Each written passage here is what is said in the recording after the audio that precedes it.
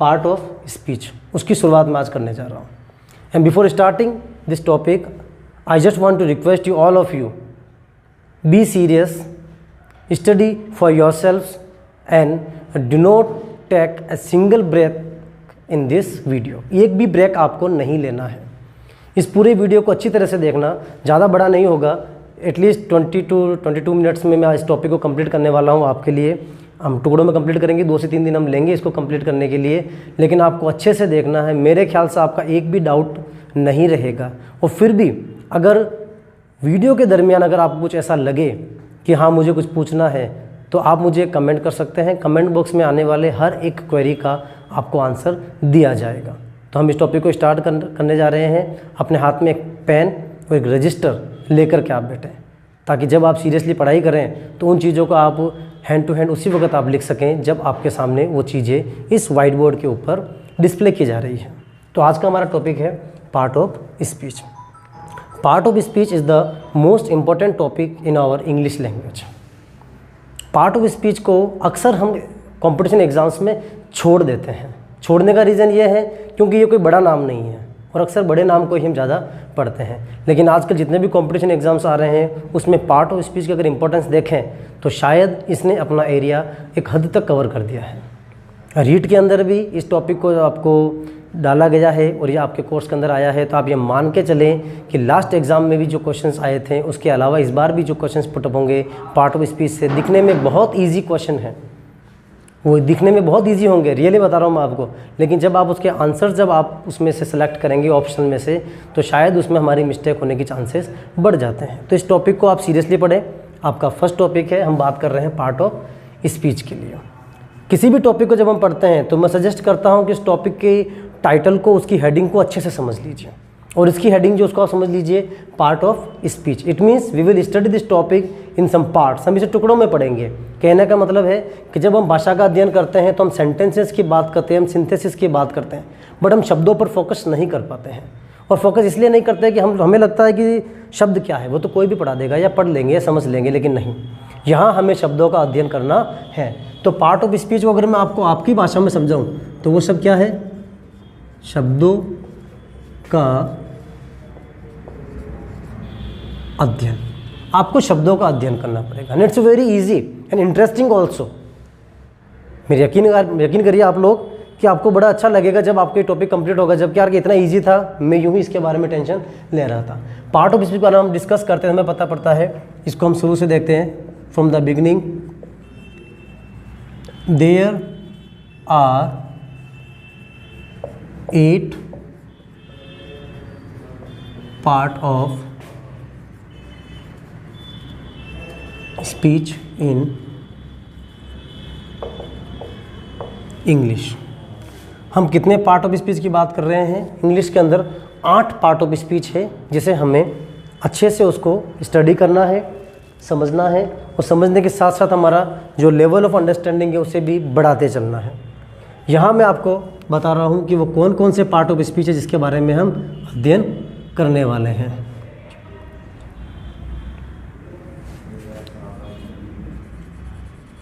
Noun, pronoun, adjective, verb, adverb, preposition,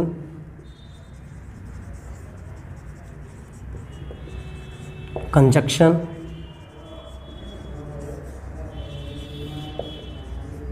interjection. There are 8 part of speech in English and we will study all of them one by one. Today's topic is what? Noun. हमें noun को समझना है, और ना केवल समझना है, हमारी अंडरस्टैंडिंग को बढ़ाना भी है। क्योंकि नाउन के बारे में हमें जो पता है वो उतना ही पता है जितना कि क्लास 10th और 12th लेवल तक पता होना चाहिए। अब यहाँ केवल पता करने से काम नहीं चलेगा, आपको चीज़ों को जानना होगा, समझना होगा और उन्हें प्रैक्टिकली अपनी लाइफ के अंदर उतारना भी होगा कि हाँ प्रैक्टिकली मैं किसी भी चीज़ को अगर पहचानूँ तो वो नाउन क्या होगा। तो मैं बात करूँ अगर आपके स्कूल लेवल की, तो हमने पढ़ा होगा नाउन क्या है, तो आप बोलेंगे noun is the name of person, place, animal और थिंग्स, यही बोलेंगे। लेकिन इसके आगे कहानी शुरू होती है। ये तो सब है ही है, साथ में जो नेक्स्ट चीज़ मैं आपको बताने वाला हूँ वो है noun is the name of person, place, animal, things and human emotions and ideas also. इसमें ह्यूमन इमोशंस और आइडियाज़ भी शामिल होते हैं, और वहाँ जाकर के हम थोड़ा सा तकलीफ में आ जाते हैं, क्योंकि हमें पता नहीं होता है कि वो सारी चीज़ें नाउन है या नहीं है। तो नाउन को भी हमें जस्टिफाई करना पड़ता है, समझना पड़ता है। अब देखते हैं हम कि नाउन की वो डेफिनेशन जिसे आप बोलते हैं ट्रेडिशनल डेफिनेशन या फिर पारंपरिक परिभाषा। तो हम बोलते हैं नाउन क्या है? Noun is the name of किसका? पर्सन, प्लेस, एनिमल और थिंग। इतनी परिभाषा आप लोग पढ़ते हैं, डेफिनेशन हम लोग पढ़ते हैं, लेकिन इसके अलावा जो चीज़ हम नहीं पढ़ पाते हैं वो क्या है एक्स्ट्रा, वो आप देखिए। ह्यूमन इमोशंस एंड आइडियाज़, इसके ऊपर भी हमें स्पेशली फोकस करना होगा कि ये भी नाउन है। तो इन वन वर्ड अगर मैं ये कहूँ कि आखिर नाउन होता क्या है, तो हम ये कहेंगे कि वन वर्ड में या शॉर्ट फ्रेज में हम बोलेंगे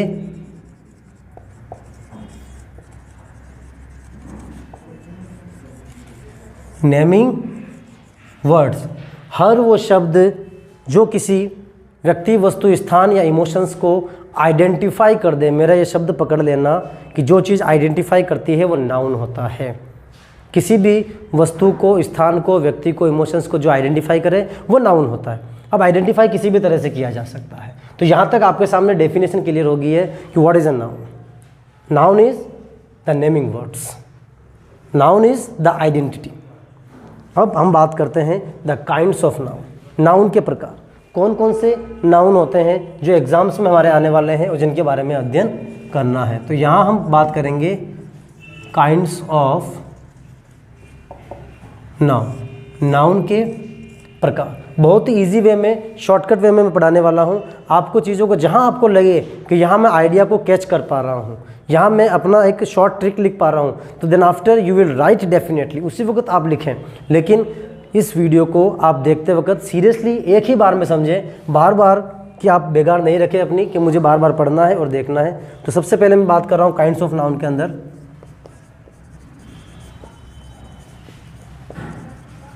प्रॉपर नाउन और सेकंड कॉमन नाउन। प्रॉपर और कॉमन नाउन को हमें कंपैरेटिवली पढ़ना पड़ता है। और एक बात मैंने बताई थी आपको कि नाउन क्या है? नाउन इज आइडेंटिटी, एक पहचान है। यानी किसी भी व्यक्ति, वस्तु, स्थान की आइडेंटिटी क्या हो? Proper identity. तो प्रॉपर नाउन से हम ये समझेंगे कि प्रॉपर नाउन क्या होता है? Proper identity. ये लीजिए, ये आपकी डेफिनेशन आपके सामने है। एक ऐसी आइडेंटिटी जो प्रॉपर हो। और कॉमन से हम क्या समझेंगे? एक ऐसी आइडेंटिटी जो कि क्या हो? कॉमन हो।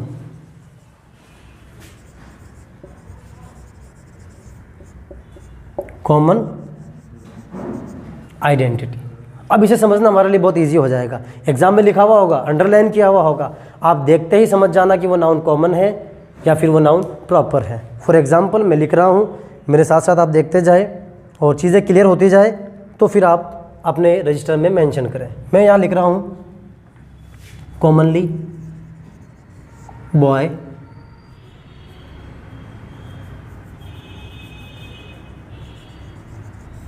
Boy,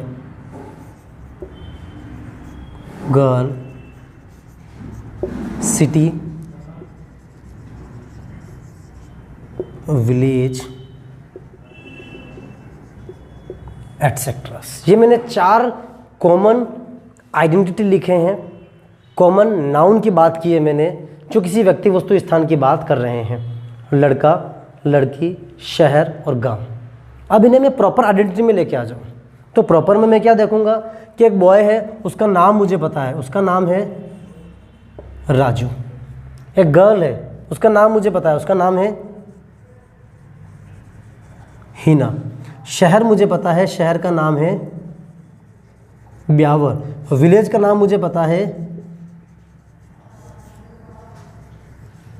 Ramgarh.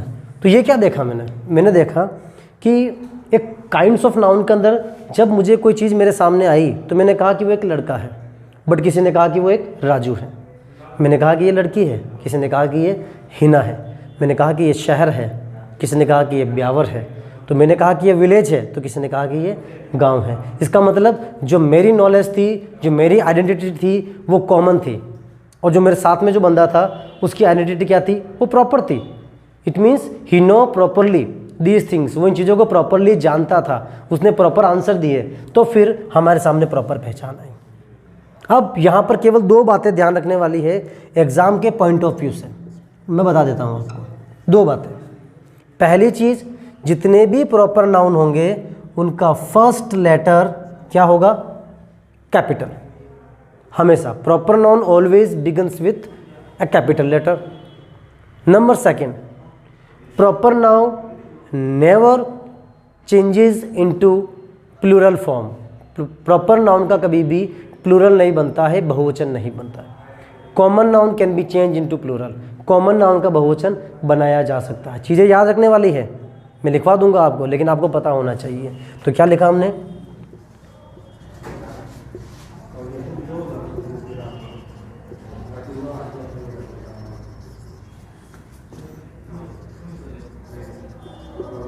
begins with a capital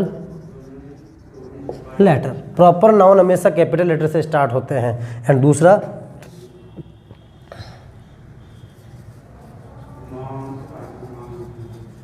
common noun can be changed into plural but not any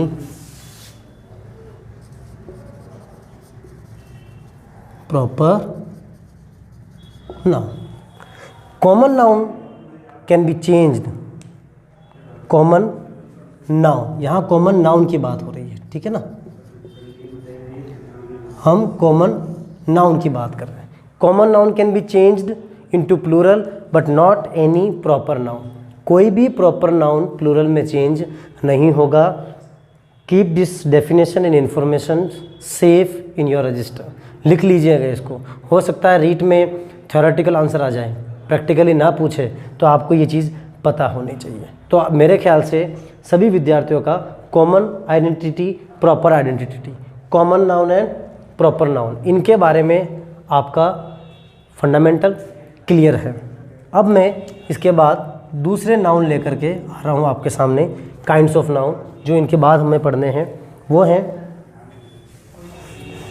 collective noun and then after material noun. अब इसे हम 1 by 1 पढ़ेंगे और इसे समझेंगे। Words collective noun. Collective noun क्या होते हैं उसे आप देखिए।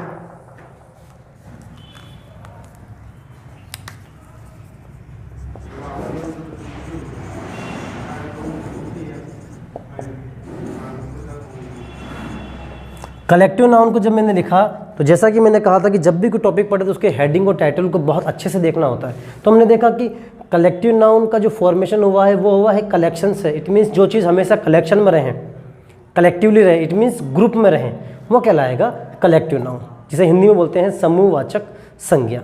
तो अब हम अध्ययन कर रहे हैं कलेक्टिव नाउन। कलेक्टिव नाउन किस में होते हैं? Always be in group.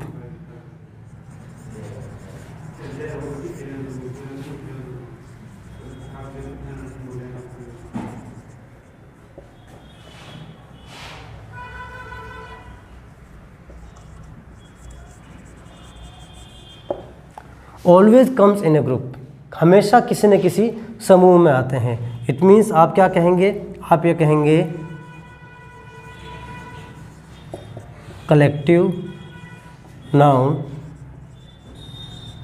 Denotes a group. ये हमेशा किसी न किसी ग्रुप की ओर इंगित करते हैं, इशारा करते हैं। कलेक्टिव नाउन, फॉर एग्जाम्पल, उदाहरण के लिए बात करता हूँ, फिर से समझेंगे हम।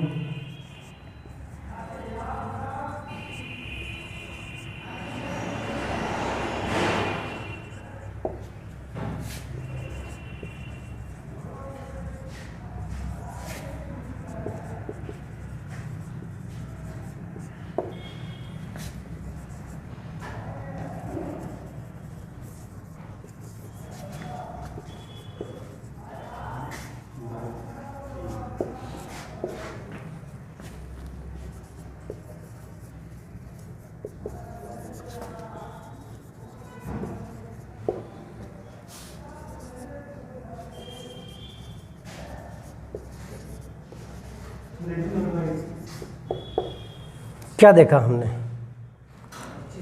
हमने ये देखा कि सभी कलेक्टिव नाउन जो अपने साथ में एक कलेक्शन को लेकर के चल रहे हैं, उनका फॉर्मेशन कुछ इस प्रकार है। कलेक्टिव नाउन में यूज़ में आने वाला कोई भी नाउन हमेशा प्लूरल होता है। आप ध्यान रखिएगा। Players, students, mountains, ships and sheep. Ship का प्लूरल शीप ही होता है, इसमें एस नहीं लगता है। कॉमन नॉलेज है, आपको पता होना चाहिए। अब प्लेयर्स का कोई ग्रुप है तो वो क्या कहलाना है? उसे टीम कहेंगे। विद्यार्थियों का समूह है, पढ़ रहा है, वो क्लास कहलाएगा। पहाड़ों की कोई श्रृंखला है तो वो रेंज कहलाएगी। कोई जहाजी बेड़ा है समंदर के अंदर तो उसे फ्लीट कहेंगे। और भेड़ों का कोई समूह है तो उसे हम कहेंगे फ्लॉक। तो ये इनके ग्रुप को डिनोट्स करता है। इंपॉर्टेंट चीज़ देखने वाली क्या है कि all the collective noun always consider as singular noun. ये होते समूह में हैं, बहुवचन संज्ञा इनके साथ में काम में भी आती हैं, लेकिन ये हमेशा एक वचन संज्ञा की तरह काम में आते हैं, जब तक कि इनके आगे कोई एक्स्ट्रा डिटर्मिनर नहीं लगा हुआ हो जो उसे डिटरमाइन ना करें, कोई संख्या की बात नहीं हो। जब तक एक ग्रुप एक नाउन को डिनोट करता है, लेकिन बाद में आने वाले जो ये नाउन्स हैं, प्लेयर्स, स्टूडेंट्स, माउंटेन्स, शिप्स, ये कभी कभी एग्जाम्स के अंदर हमें कंफ्यूज करते हैं। तो इस कंफ्यूजन को आपको अपने से दूर रखना है, क्योंकि अब हमें क्लियर कर चुके हैं इस चीज़ को कि नाउन इसके अंदर प्लूरल फॉर्म में आएगा, लेकिन जो कलेक्शन है, जो कलेक्टिव नाउन है, वो अपने आप में सिंगुलर थिंग को डिनोट करता है। एक एग्जाम्पल दे रहा हूँ, उस एग्जाम्पल से आप अच्छी तरह से समझिए।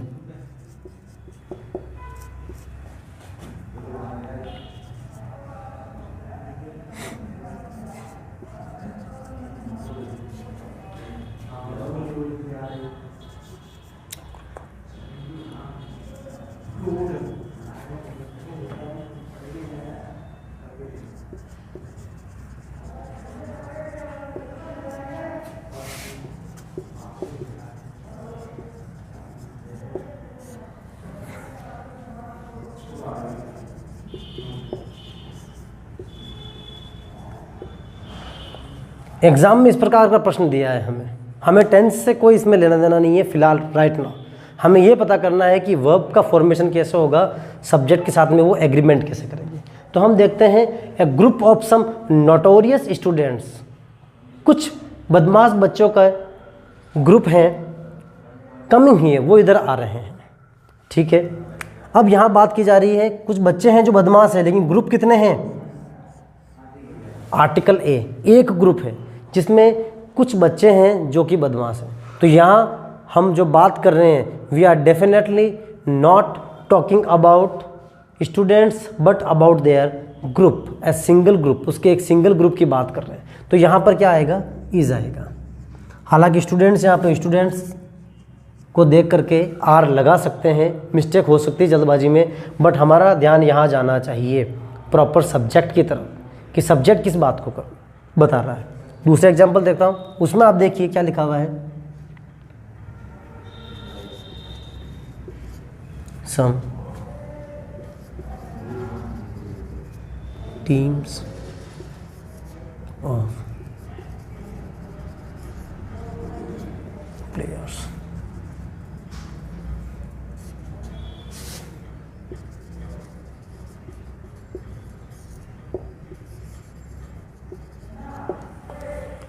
सम teams of players dash waiting for us.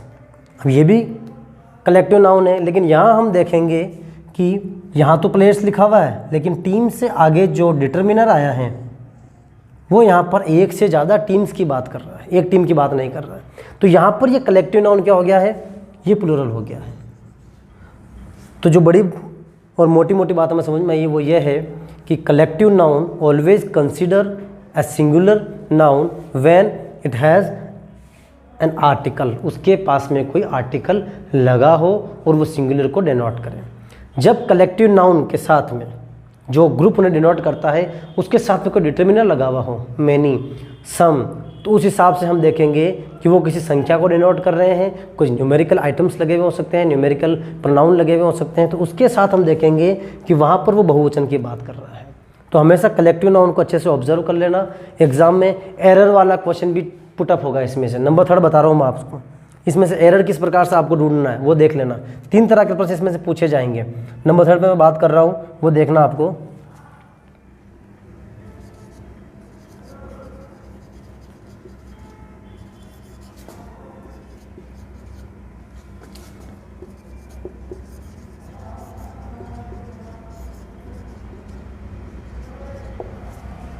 A swarm of bee is flying here। अब आपको इसमें एरर ढूंढना है। इस सेंटेंस में ऐसा क्या है जो इनकरेक्ट है और जो एरर को डिनोट करता है। तो हम देखते हैं A swarm of bee is flying here। इस पूरे सेंटेंस में ये swarm जो है वो मधुमक्खियों के किसी समूह को डिनोट करता है। और हमने कलेक्टिव नाउन में पढ़ा है कि जो समूह डिनोट करता है उस समूह के साथ जो संज्ञा आती है, जो नाउन आता है, the noun must be in plural form. तो आपको ये कहना चाहिए मुझे कि यहाँ बी की जगह क्या होगा, बीज होगा, लेकिन वो नहीं दिया हुआ होगा और वो एरर हमें एग्जाम के अंदर गलती करने पर मजबूर कर देगा। तो जब आप सेंटेंस पढ़ें तो इस तीसरे प्रकार की मिस्टेक को जो मैंने आपको बताया है कलेक्टिव नाउन में से पुटअप होती है, उसको अच्छे से देखना और उसे क्लैरिफाई करना। तो यहाँ हमारा कलेक्टिव नाउन वाला टॉपिक जो है वो कंप्लीट होता है। बहुत सारे कलेक्टिव नाउन्स हमारे सामने और भी हैं जो आपको डे बाय डे प्रैक्टिस करने पड़ेंगे अपनी बुक में से, और आपको अगर आप चाहेंगे तो मैं आपको कमेंट बॉक्स में इसको प्रोवाइड भी करवा दूंगा सारे कलेक्टिव नाउन्स। तो कलेक्टिव नाउन के बारे में हमारा टॉपिक क्लियर है। हम नंबर 4 की तरफ बढ़ रहे हैं। We are studying about kinds of noun. हम संज्ञा के प्रकार पढ़ रहे हैं।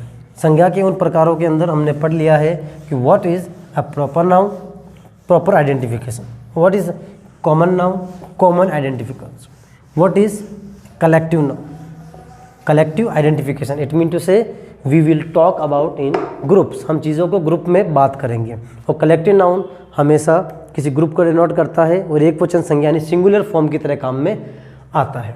नंबर 4 पर जो हम बात कर रहे हैं वहाँ बात कर रहे हैं मटीरियल नाउन के लिए। Material noun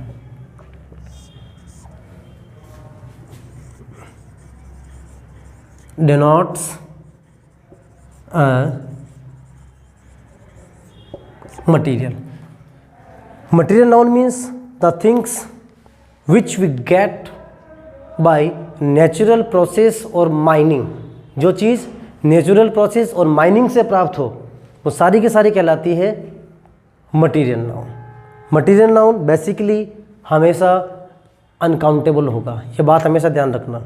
material noun always consider an uncountable noun, लेकिन इसे हम डिवाइड करेंगे 2 भागों के अंदर मटीरियल नाउन को अच्छे से कि आखिर ये मटीरियल नाउन जो है वो किस तरह से 2 भागों में डिवाइड होता है।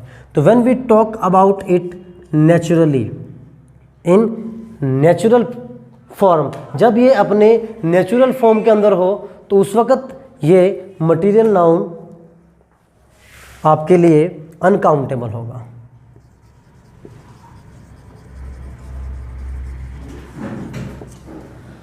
और जब इस मटीरियल नाउन से किसी वस्तु का निर्माण हो जाए, when we form anything by the process and it will be consider a numerical और प्लूरल फॉर्म और सिंगुलर फॉर्म, तो उस वक़्त इसे हम काउंटेबल कह सकते हैं जब इसे एक वचन और बहुवचन के अंदर डिवाइड किया जा सके, बनाया जा सके। तो अनकाउंटेबल कब होगा? जब ये किस में होगा? अपने नेचुरल फॉर्म में होगा, प्राकृतिक अवस्था में होगा तो अनकाउंटेबल होगा। और जब ये किस में होगा? मॉडिफाइड फॉर्म के अंदर।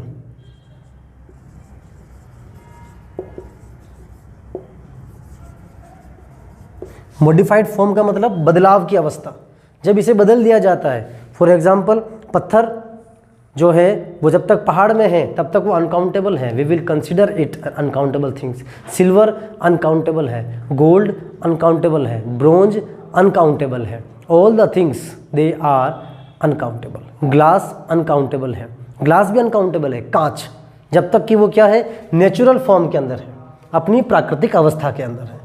लेकिन जब उससे वस्तुओं का निर्माण हो जाए, when we talk about gold it is uncountable, but when we talk about ring, necklace, earrings it will be countable. When we talk about plastic, uncountable, chair countable। इस हिसाब से हम देखेंगे कि वुड अनकाउंटेबल है, लकड़ी अनकाउंटेबल है, पर लकड़ी से बनी हुई सारी वस्तुएं काउंटेबल हो जाएगी। तो इस प्रकार से हम मटेरियल को डिवाइड कर देते हैं काउंटेबल और अनकाउंटेबल के अंदर। तो हम देखते हैं कि बात करते हैं गोल्ड की, सिल्वर की, आयरन की, इवन वाटर ऑल्सो।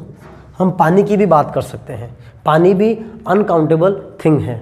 अब गोल्ड को हम काउंटेबल कैसे बात कर सकते हैं? जब हम किसकी बात करते हैं? Ring of gold. अब क्या आप मुझे बताएंगे या किसकी बात हो रही है? तो आप डेफिनेटली मुझे कहेंगे कि here we are talking about ring not gold. हम रिंग की बात कर रहे हैं, यह काउंटेबल चीज़ रिंग है जो कि सोने की बनी हुई है, तो ये एक वचन है। उसी तरह से हम सिल्वर की बात करते हैं तो सिल्वर के लिए भी रिंग ऑफ सिल्वर आ सकता है। आयरन की हम बात कर सकते हैं तो आयरन के लिए आयरन पॉट की बात की जा सकती है। हम वाटर की बात करते हैं, यस वाटर का काउंटेबल कैसे बनेगा? तो पानी से हम कई बार बर्फ़ जमाते हैं तो हम किसकी बात कर सकते हैं? आइस क्यूब, बर्फ़ के वो टुकड़े जो हम ट्रे में जमाते हैं, उन्हें काउंट करके हम डाल सकते हैं 1 2 3 4। तो अब पानी ने अपनी अवस्था बदल ली तो वो क्या बन गया? Countable.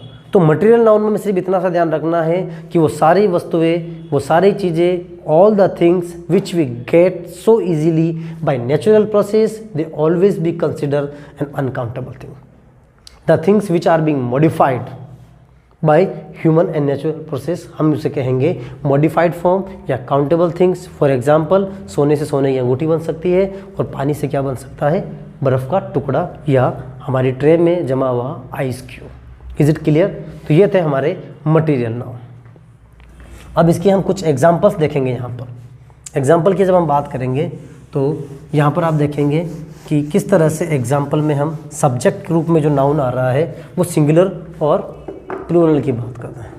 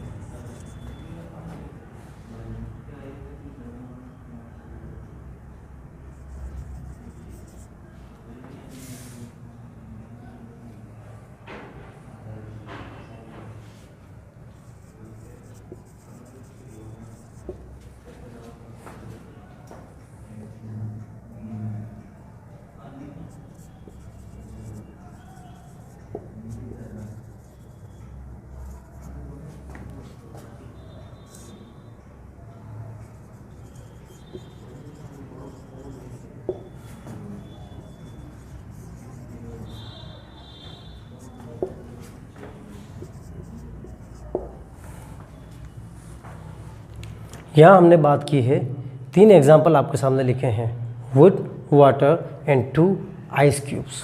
Would dash not a very soft material, तीनों के अंदर मैं बात करूंगा बी फॉर्म की।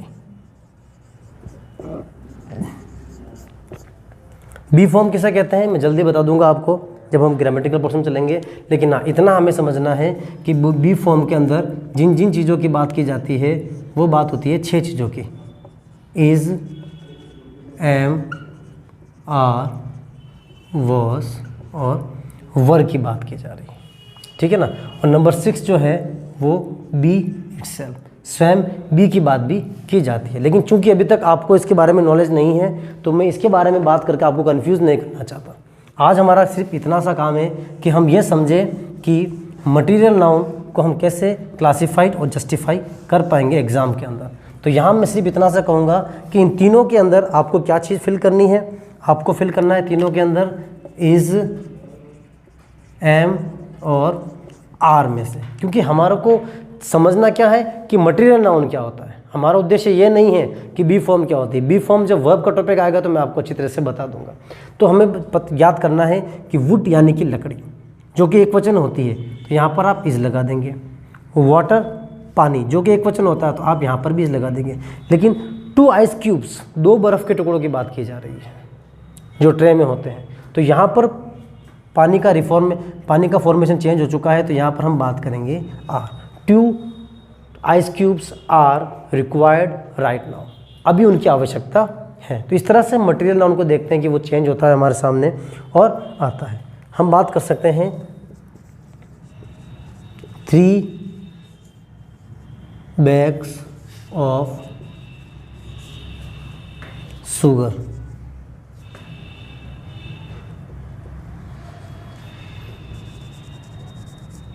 salt और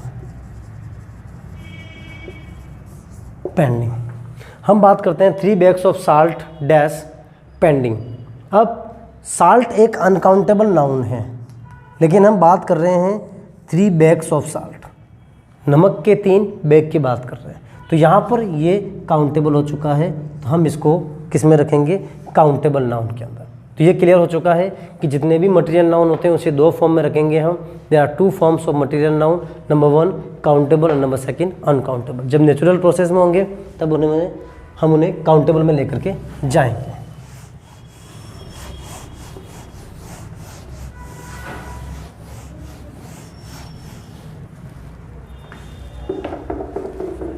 लास्ट अब हम बात कर रहे हैं एब्स्ट्रैक्ट नाउन की, नंबर 5।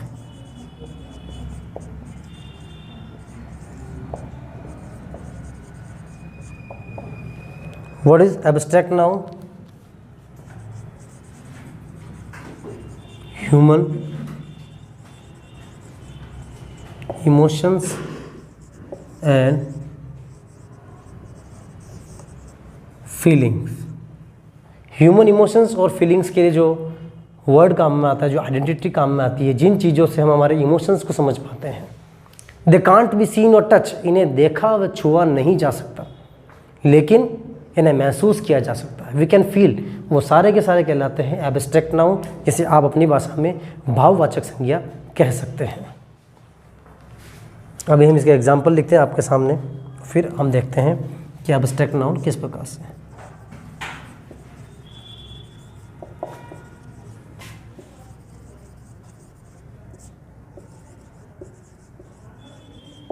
इन्हें छुआ व देखा नहीं जा सकता।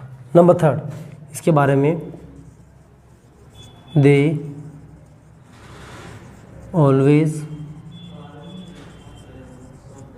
Consider a singular noun. ये हमेशा एक वचन होते हैं, भावनाओं का कोई बहुवचन नहीं बना सकते, तो हम उन्हें हमेशा एक वचन में कंसिडर करेंगे। अब इनके एग्जाम्पल्स कौन कौन से हैं वो देख लेते हैं। हम यहाँ बात करते हैं ऑनेस्टी, फिर हम बात करते हैं लॉयल्टी, फिर हम बात करते हैं लव, हेट,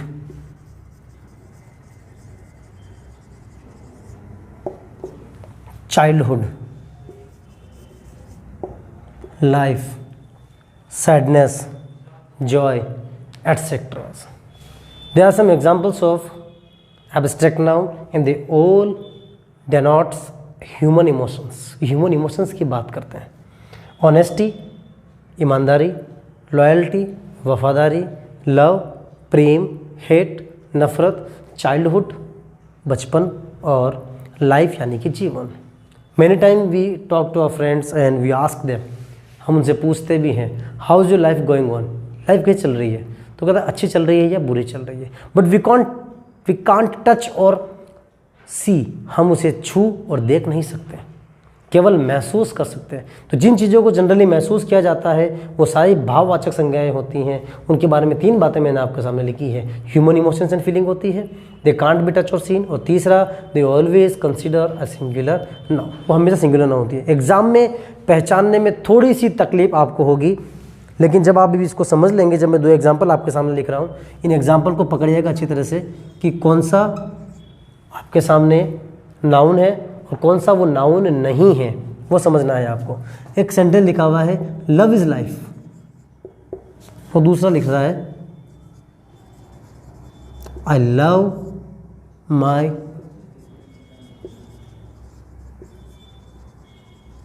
मदरलैंड. देखिए 2 जगह ये वर्ड आया है लव एंड लव. इस तरह से पूछा जा सकता है एग्जाम के अंदर. अब वर्ड जरूरी नहीं है कि जिस वर्ड को हमने एब्स्ट्रैक्ट नाउन बोल दिया है वो हर बार एब्स्ट्रैक्ट नाउन की तरह ही काम कर रहा है. We will go through the function, हमें उसका फंक्शन देखना होगा कि वो फंक्शन कैसे कर रहा है. तो सेंटेंस जब हम यहाँ देखते हैं तो हम ये देखते हैं कि पहले सेंटेंस में लिखा हुआ है लव इज़ लाइफ, प्रेम ही जीवन है. तो बात किसकी हो रही है, प्रेम की. दूसरा सेंटेंस क्या है, दूसरे में हम देखते हैं आई लव माई मदरलैंड, मैं अपनी मातृभूमि से प्रेम करता हूँ. तो पहले सेंटेंस का जब शाब्दिक अर्थ हम निकालते हैं तो हम कहते हैं प्रेम, बात करते हैं प्रेम की, प्रेम ही जीवन है. दूसरे में क्या कर रहे हैं हम, दूसरे में हम इसका शाब्दिक अर्थ है प्रेम करना, बात हो रही है करने की. इट मीन्स ये अब नाउन नहीं है. नाउन एक भाववाचक संज्ञा होती है, कभी भी एक्शन नहीं होता, और यहाँ पर तो एक्शन हो रहा है. आई लव माई मदरलैंड, मैं अपनी मातृभूमि से प्रेम करता हूँ. और यहाँ पर लव क्या है, लव इज़ लाइफ, प्रेम ही जीवन है. इसका मतलब एक और मैं आपको बता रहा हूँ चीज़, जब भी कोई चीज़ सब्जेक्ट के स्थान पर आएगी वो हमेशा नाउन या प्रोनाउन ही होगा. तो यहाँ पर लव जो है वो सब्जेक्ट के स्थान पर है और वो प्रेम को डिनोट कर रहा है, हमारे ह्यूमन इमोशंस को डिनोट कर रहा है, केवल इमोशन की बात कर रहा है, उसकी पहचान बता रहा है. दूसरे सेंटेंस में भी बात ह्यूमन इमोशंस की तो हुई है, लेकिन वो इमोशंस एक्शन में है. Hate is the most dangerous weapon for humanity, नफरत मानवता का सबसे खतरनाक हथियार है, उसे अपने पास नहीं रखना चाहिए. तो यहाँ पर नफरत का कोई एक्शन नहीं हुआ है. We are only talking about the hate that is human emotions. But अगर मैं ये कहता हूँ कि आई हेट ह्यूमैनिटी, मुझे मानवता से नफरत है, तो अगले सेंटेंस में मैं नफरत कर रहा हूँ. पहले सेंटेंस में मैंने केवल इमोशंस की बात करी कि एक प्रकार का एक इमोशन होता है जिसे हम नफरत बोलते हैं, वो चीज़ अच्छी नहीं है ह्यूमैनिटी के लिए, तो हमने उसकी बात की. उसी तरह से यहाँ हुआ है, पहले सेंटेंस में हमने कहा है कि लाइफ क्या है, तो life is all about love, life वही है जिसमें प्रेम हो.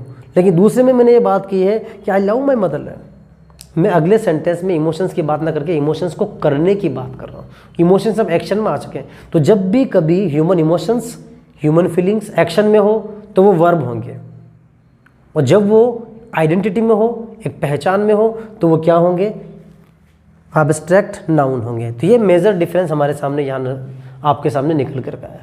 यहाँ तक मुझे लगता है कि हमने जो नाउन पढ़े हैं उसमें कॉमन नाउन पढ़ लिया, प्रॉपर नाउन पढ़ लिया, दोनों का हमने क्लासीफाइड कर दिया. हमने कलेक्टिव नाउन पढ़ लिया जो था कि द ग्रुप ऑफ नाउन, संज्ञाओं का समूह. हमने मटेरियल नाउन पढ़ लिया, मटेरियल मन पड़ा अनकाउंटेबल और काउंटेबल. अनकाउंटेबल हमेशा सिंगुलर होते हैं और काउंटेबल को प्लूरल में चेंज किया जा सकता है, बहुवचन बनाया जा सकता है. लास्ट में हमने पढ़ा एब्स्ट्रैक्ट नाउन यानी कि भाववाचक संज्ञा है. तो यहाँ हमारे नाउन के वो 5 पार्ट्स जो मोस्ट इंपॉर्टेंट हैं वो हमारे सामने क्लियर होते हैं.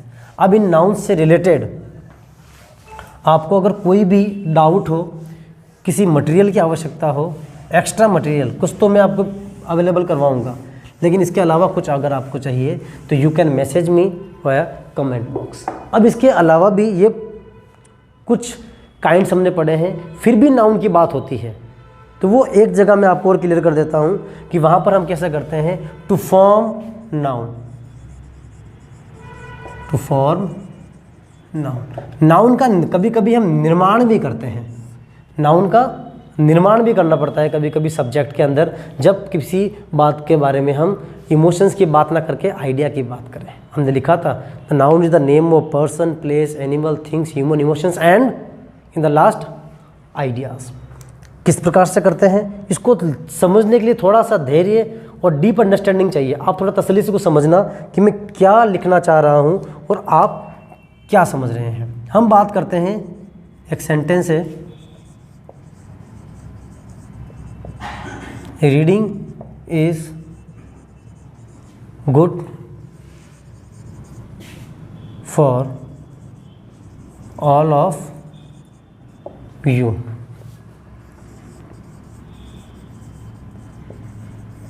Smoking kills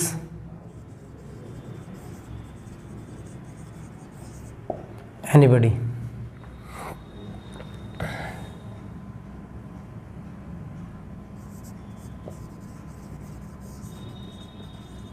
Studying is the habit of toppers. ये मैंने कुछ सेंटेंसेस आपके सामने लिखे हैं।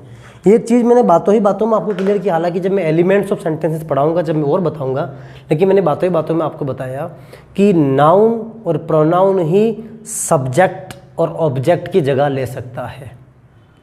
It means if you have something eight the place of subject, this will definitely be इधर नाउन और प्रोनाउन, या तो वो नाउन होगा या प्रोनाउन होगा। अब हम देखते हैं कि हमारे सामने एक सेंटेंस है जहाँ लिखा हुआ है, reading is good for all of you, smoking kills everybody, studying is the habit of toppers. ये बातें लिखी हुई हैं।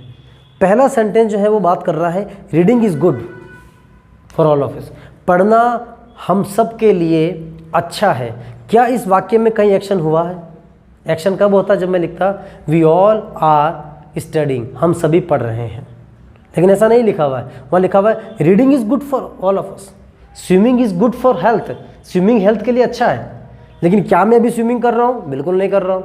मैं केवल एक आइडिया की बात कर रहा हूँ, आपको एक विचार दे रहा हूँ कि भाई स्विमिंग करो, अच्छा होगा, रीडिंग हमारे लिए बढ़िया है। उसी तरह से कोई स्मोकिंग करता है, अभी स्मोकिंग नहीं कर रहा है, for example I am talking to you directly and right now you are not smoking but you are addict of smoking, you are addicted to smoking. आप अगर स्मोकिंग के आदी हैं तो जब मैं सलाह देता हूँ आपको, जिस वक्त आप स्मोकिंग नहीं कर रहे हैं, और वो एक आइडिया, वो एक सलाह जो मैंने दी आपको, वो नाउन के रूप में वर्क करती हैं। Example, smoking kills anybody, smoking किसी को भी मार सकता है या मारता है।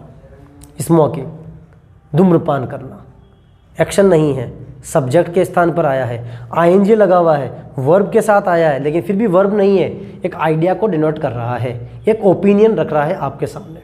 अगला, studying is the habit of toppers. जो टॉपर्स होते हैं उनकी आदत क्या होती है? पढ़ाई करते हैं। लेकिन अभी कर रहे हैं क्या? बिल्कुल नहीं कर रहे हैं। क्या है? ये तो एक आइडिया आपके सामने जनरली प्लेस किया है। तो studying is the habit of toppers. अब इससे आपके सामने क्या चीज़ निकल कर आई है? इसके सामने एक नॉर्मल सी एक डेफिनेशन आपके सामने निकल के आ रही है, जिसके बारे में बात कर रहा हूँ। वो ये है कि कभी भी सब्जेक्ट के स्थान पर, ये जो वर्ड मैंने आपके सामने लिखे हैं तीनों, रीडिंग, स्मोकिंग एंड स्टडिंग, इससे अब जो आपको बताना वो ये है, वर्ब की फर्स्ट फॉर्म प्लस आईएनजी जब सब्जेक्ट और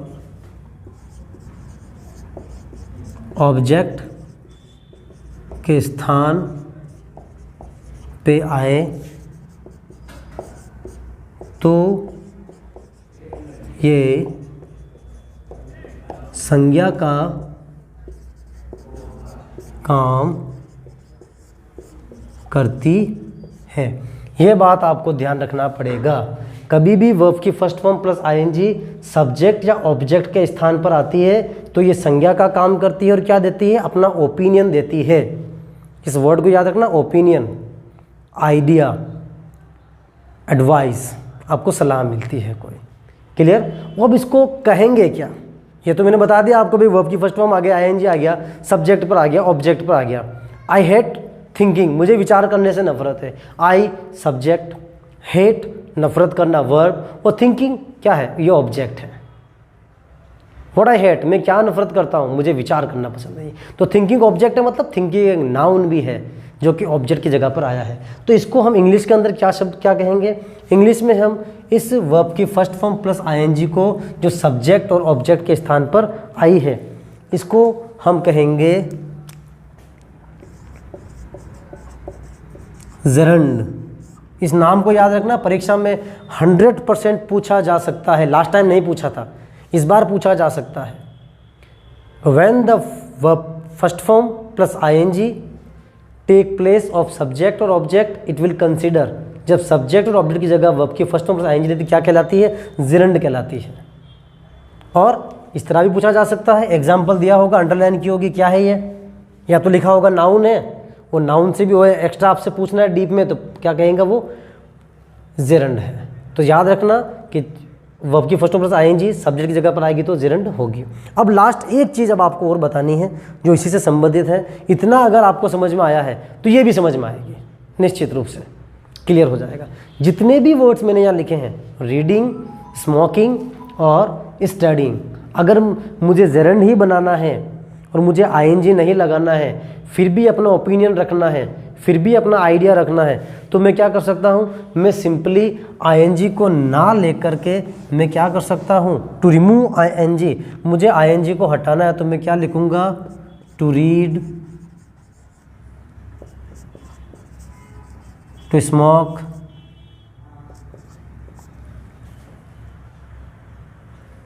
टू स्टडी।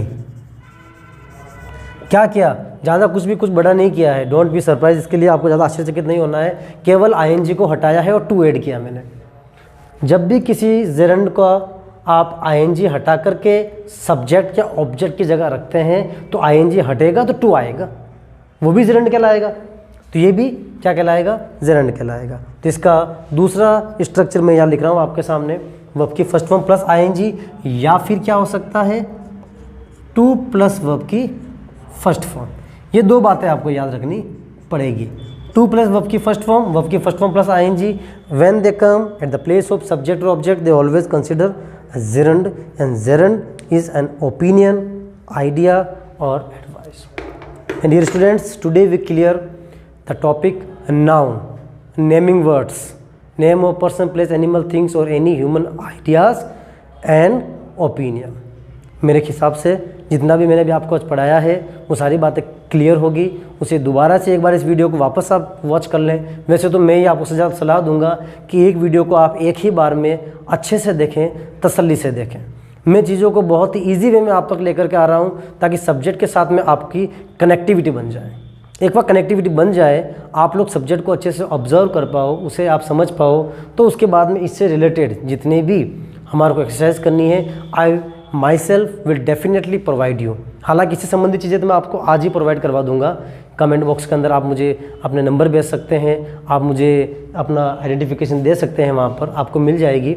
और इन सब चीज़ों को आपको बार बार रिवाइज करते रहना है, 2 से 3 बार।